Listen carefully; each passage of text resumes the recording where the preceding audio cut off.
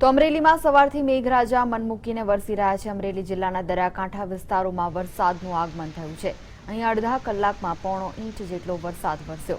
રાજુલા તાલુકાના વિક્ટર ડુંગર લુણસાપુર સહિતના ગામડાઓમાં વાવણી લાયક વરસાદ થયો છે, જેથી ખેડૂતો ખુશખુશાલ થયા છે।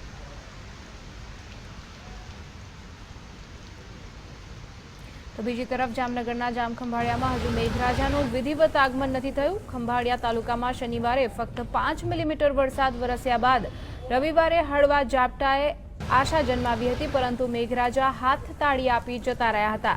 જો કે આજે સવારે ફરી મેઘરાજા થોડીવાર માટે રીઝ્યા અને વરસાદી ઝાપટાએ વાતાવરણમાં ઠંડક પ્રસરાવી હતી।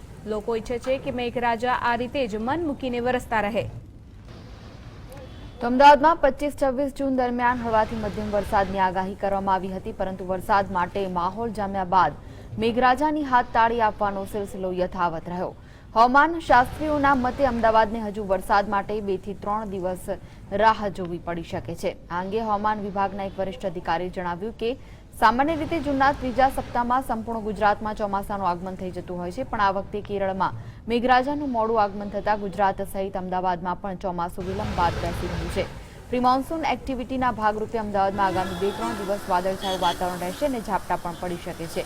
એક તરફ વરસાદનો ઇંતજાર લંબાઈ રહ્યો છે, ત્યાં અમદાવાદમાં ભેજનું પ્રમાણ વધી રહ્યું છે।